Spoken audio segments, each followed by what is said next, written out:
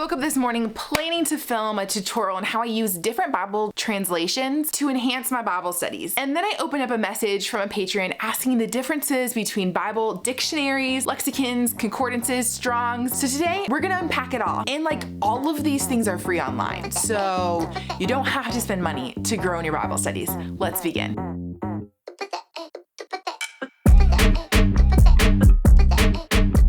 If you're here, it's because you want in-depth Bible studies and you're not just satisfied with the milk and the feelings and the light devotionals that barely even mention a Bible verse. And if that's you, but you don't have the money to buy books and resources, that is totally fine. You can still go so in-depth in your Bible studies. In fact, my favorite resource is Bible Hub. This is not sponsored, never talked or emailed to anybody from Bible Hub before. I just like Bible Hub. That is a resource I use every single day that's completely free, completely just through the internet. Now, Bible Hub, which I'll show you in a second, isn't necessarily the only thing out there. There are a lot of other websites that have what Bible Hub has online, like Blue Letter Bible, and I mean, really, truly, there's so many. I just prefer Bible Hub because that's what I'm comfortable with. It's like the same reason why some people use Walgreens versus CVS. They're both basically the same thing. Funny story though, my husband thinks that CVS is so much better than Walgreens. Once in his life, there was a CVS and then a Walgreens popped up across the street. And so he thinks that's always how it happens, that it doesn't happen the other way around. And I told him, I've seen it happen the other way around, but he has this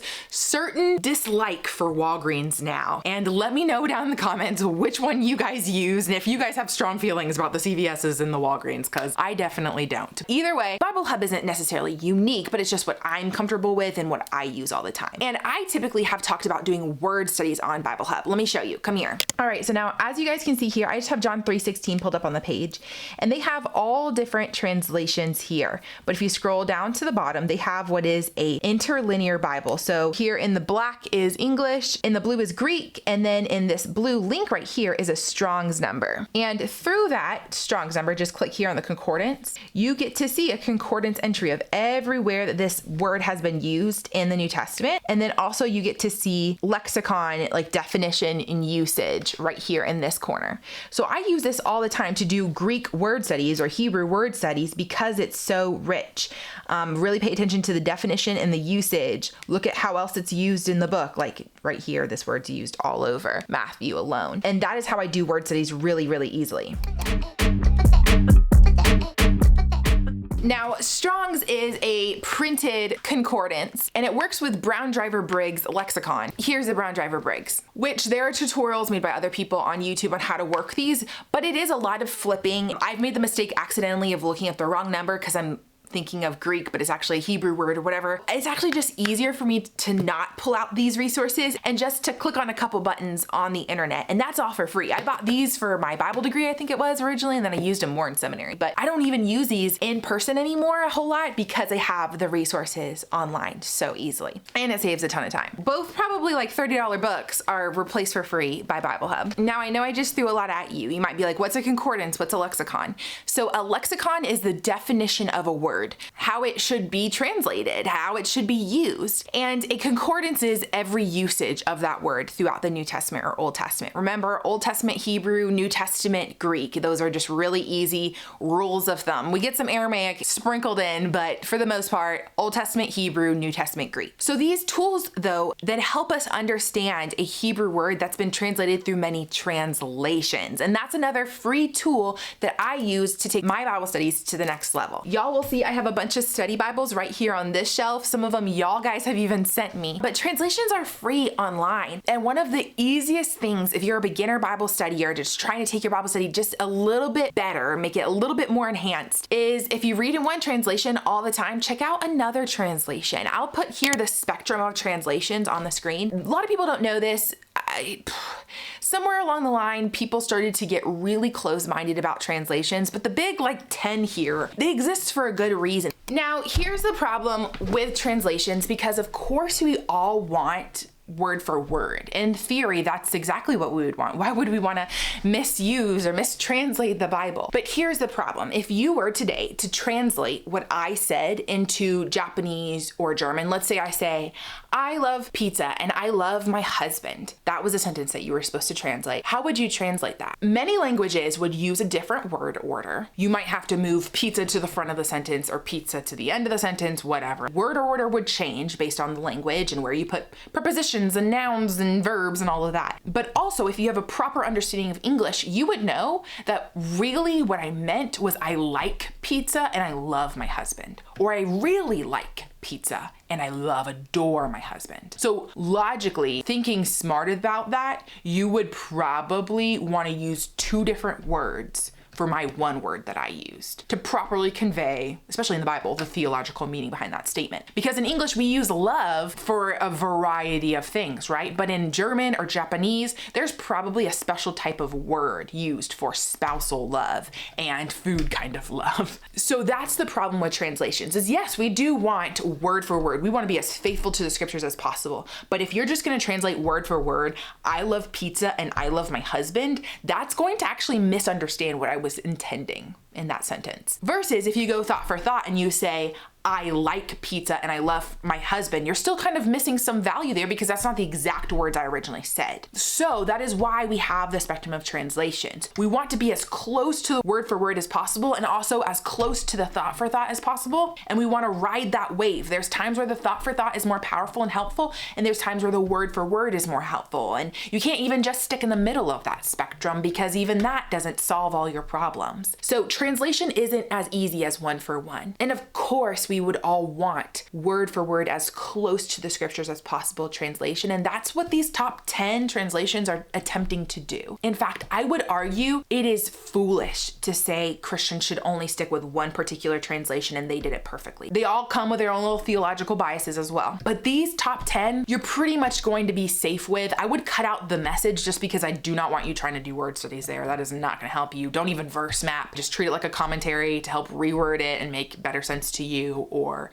make it fresh to you and new to you. But don't try and word study or verse map it.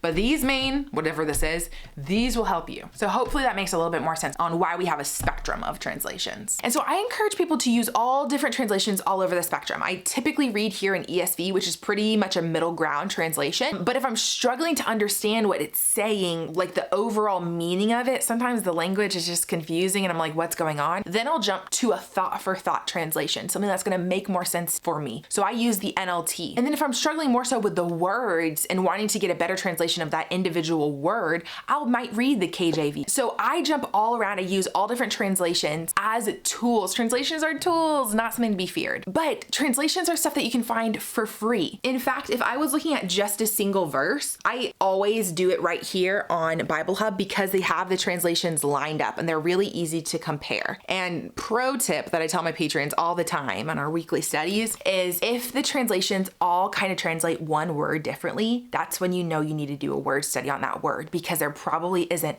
a one-for-one translation of that word. And that's why all the translations differ on that word. So that's just a little pro tip. So we've talked about word studies, we've talked about translations, we've talked about lexicons and concordances, but what then is a Bible dictionary? What's the point of that? Now, I do want to note that I don't typically use online dictionaries, though you can find them for free. Here's Bible Hub's. The web address is biblehub.com/dictionary. So you can check that out and you just type in like Mount Horeb and it brings up entries on that. I do prefer, however, a printed Bible dictionary. And this would be the first thing I would tell you to buy if you're going to buy anything to enhance your Bible studies. This one y'all sold out on Amazon, but they also have like the new Ungers still on Amazon, which I'll have linked down below. A Bible dictionary is good for when you're trying to get the summary, meaning, ideas, theology around a topic. So if I look up Mount Horeb here, I don't know why that's what came to mind, but that's literally what came to mind. Maybe it's because I'm reading through Exodus right now. So it says that this is an alternative name for Mount Sinai. Very true. And it just sends me to Mount Sinai. If I'm going to go to Mount Sinai,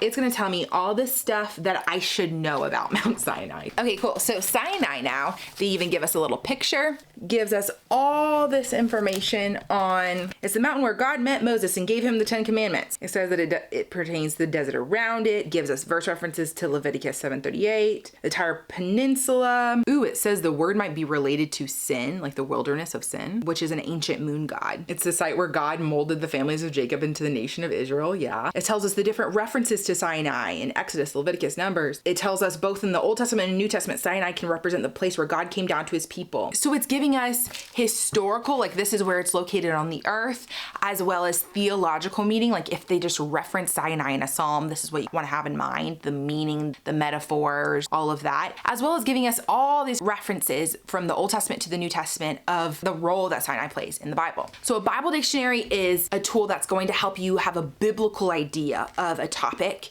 from Old Testament to New Testament, as well as just like a general definition explanation of that topic.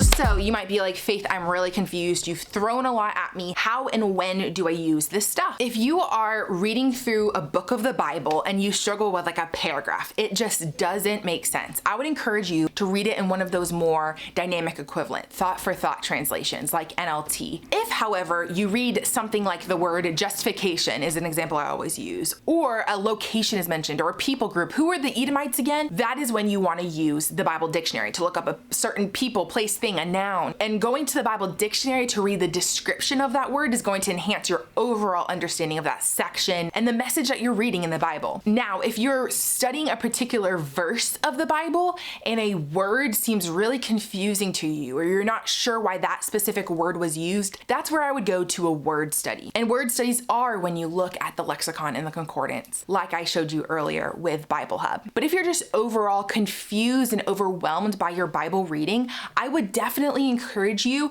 that it doesn't mean that you have to immediately jump to go buy a commentary. I mean, that's what I go to whenever I'm a little bit overwhelmed and confused by what I'm reading. Let's say I'm in Isaiah or something. Yes, I'll go read what the scholars say about it. But that doesn't mean that you have to do that. What can be really helpful is just rereading the entire passage, the chapter, whatever, in a different translation. It doesn't even have to be a completely different end of the spectrum. Like let's say you're reading an ESV and it doesn't make sense to you. You can reread it in NASB and it will automatically just make more sense to you because you're rereading it for a second time. And it's using a little bit of different language to keep it fresh and new to you. And you're gonna notice new things. But let me know down in the comments if I forgot anything. What else do you use online? And do you use CVS or Walgreens? I'm really curious. Now, if you want to hear more about Bible translations and the spectrum of translations, because this is one of the most misunderstood topics in Bible study, click right here because this is something that I had to pay money, like go to seminary and Bible college to truly understand. And I don't think that's fair to anyone. So check out those videos right here. You don't want to miss them. Bye guys.